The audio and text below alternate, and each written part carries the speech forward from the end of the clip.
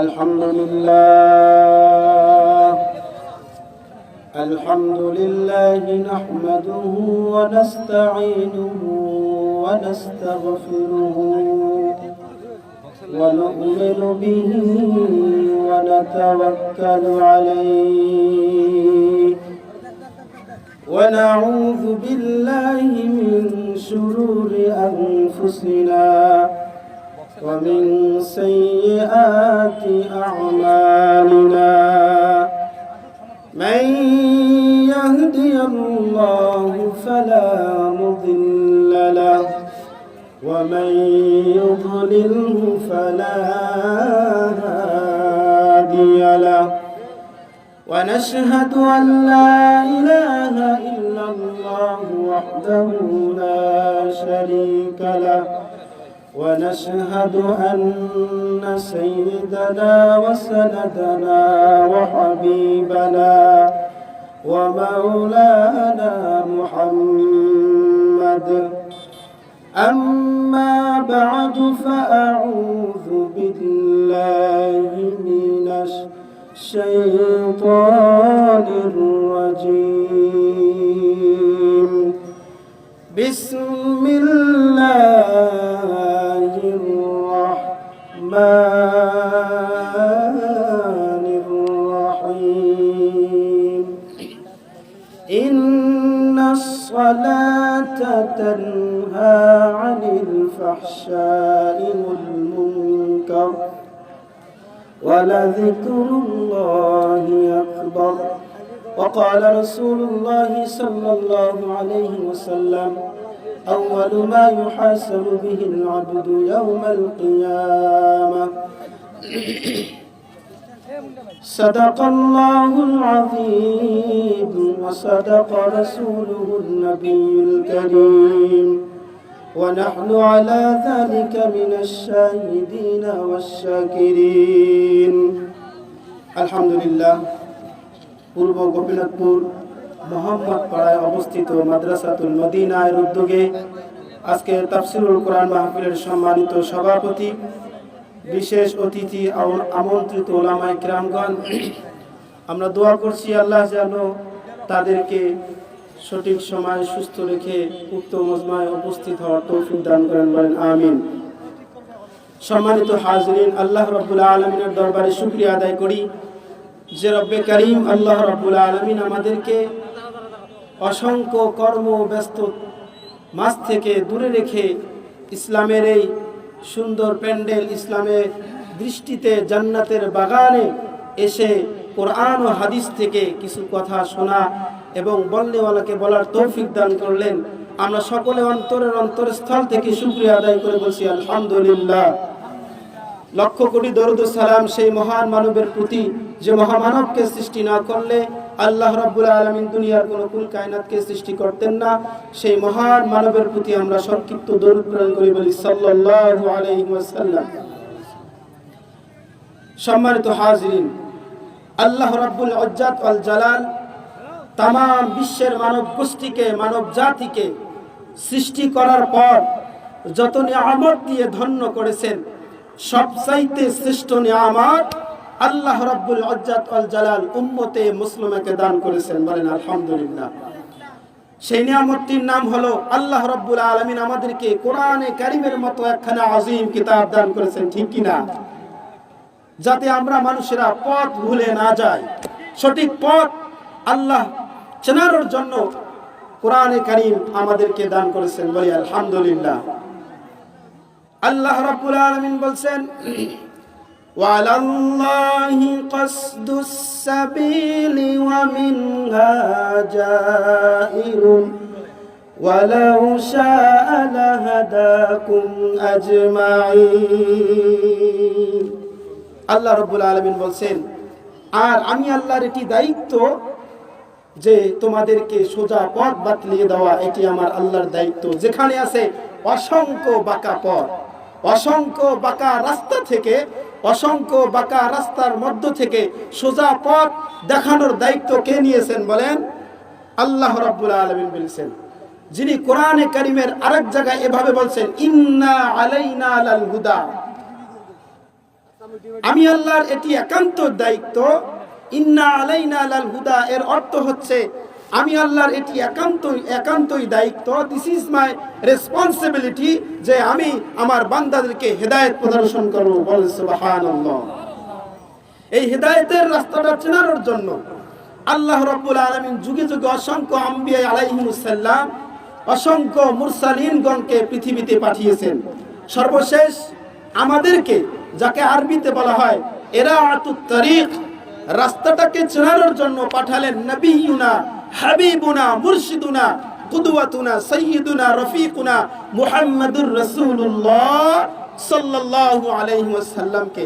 এবং তিনি যেন সুচারুরূপে ইসলামের দাওয়াতকে আমাদের মাঝে দিতে পারেন, সঠিক পথ আমাদেরকে দিতে পারেন, সেজন্য আল্লাহ তাআলা তাকে দিলেন কোরআনে কারীমের মতো একখানা গাইড বুক। বললেন সুবহানাল্লাহ।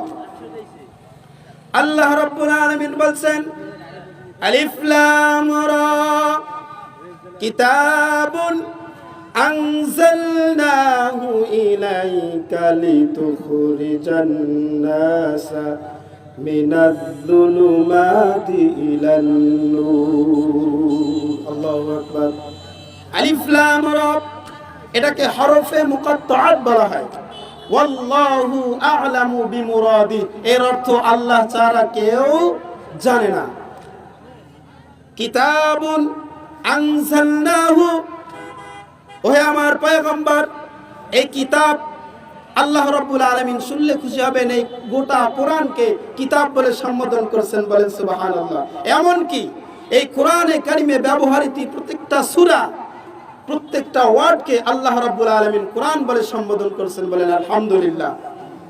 আল্লাহ রাব্বুল আলামিন বলেন কিতাবুন আনজালনাহু ইলাইকা লিতুখরিজান নাসা মিনাজ-যুলুমাতি ইলান-নূর। হে আমার পয়গম্বর, ইয়া রাসূলুল্লাহ, আমি আপনাকে এই কিতাব আমি আপনার উপরে নাজিল করলাম, রিভিল করলাম এই জন্য আপনি যেন তামাম বিশ্বের মানব গোষ্ঠীকে, তামাম মানব জাতিকে অন্ধকার আচ্ছন্ন থেকে আলোর পথে নিয়ে আসতে পারেন। বলেন সুবহানাল্লাহ। এই অন্ধকার কি, এই জুলুমাত কি? জামায়ে তাকসীর আল্লাহ রাব্বুল আলামিন বলছেন এই অন্ধকার হলো কবুলিজম, এই অন্ধকার হচ্ছে জুলুম, অত্যাচার, এই অন্ধকার হচ্ছে মানুষের সম্পদ অন্যায়ভাবে লুণ্ঠন করা, এই অন্ধকার হচ্ছে যারা তথাকথিত যে নিয়ম শৃঙ্খলা তৈরি করে, যারা টাকার পাহাড় বানিয়ে বাংলাদেশের টাকা নিয়ে বিদেশে পাচার করে, যারা এখনো বিদেশে অবস্থান করতেছে, এগুলোকে সবগুলোকে আল্লাহ রাব্বুল আলামিন অন্ধকার বলেছেন। বলেন ঠিক কিনা? আল্লাহ রাব্বুল আলামিন বলেন, ওই আমার পয়গম্বর, আমি আপনাকে এই কিতাব এই জন্য দিলাম, আপনি এই অন্ধকার আচ্ছন্ন মানুষগুলোকে একটু আলোর পথে নিয়ে আসবেন। মিনাজ-যুলুমাতি ইলান-নূর। আল্লাহ রাব্বুল আলামিন এখানে যুলুমাত বললেন। যুলুমাত কি?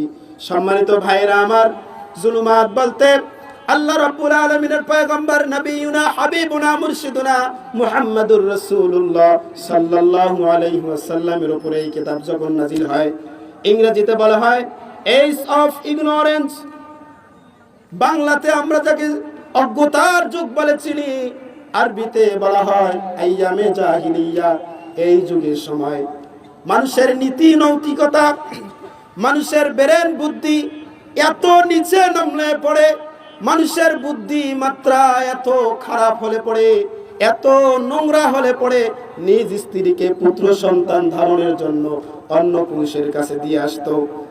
নাউজুবিল্লাহ। মানুষের এমন যে আচরণ হলে মানুষ অন্যের সম্পদকে লুণ্ঠন করে, অন্যায়ভাবে লুণ্ঠন করার জন্য নিমিষেই মানুষের জানকে তারা নিয়ে নিত। এই অন্ধকারের সময় আল্লাহ রাব্বুল আলামিন কোরআনুল কারীম রাসূল কারীম সাল্লাল্লাহু আলাইহি ওয়াসাল্লামের উপর নাযিল করে বললেন, হে আমার হাবিব, এই নেন কিতাব, এই কিতাব দিয়ে আপনি অন্ধকার আচ্ছন্ন মানুষগুলোকে আলোর পথে নিয়ে আসেন।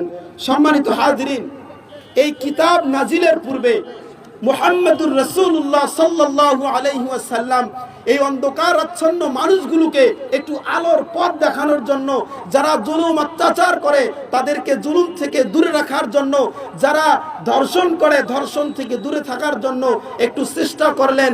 নিজের জীবনের গুরুত্বপূর্ণ আত্মনিয়োগ করলেন। নিজের জীবনের 15টি বছর, কয় বছর?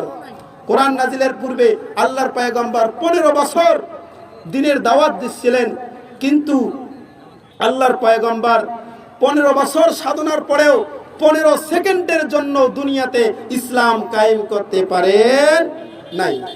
কেন পারেন নাই জানেন? আল্লাহ রাব্বুল আলামিন পরবর্তীতে কোরআন নাজিল করে রাসূল করিম সাল্লাল্লাহু আলাইহি ওয়াসাল্লাম বললেন, রাসূলকে বললেন, ওহে আমার হাবিব, 15টি বছর আপনি চেষ্টা করলেন, অনেক পথ অবলম্বন করেছেন, কিন্তু 15 সেকেন্ডের জন্য দুনিয়াতে ইসলাম কায়েম করতে পারেন নাই। কেন জানেন?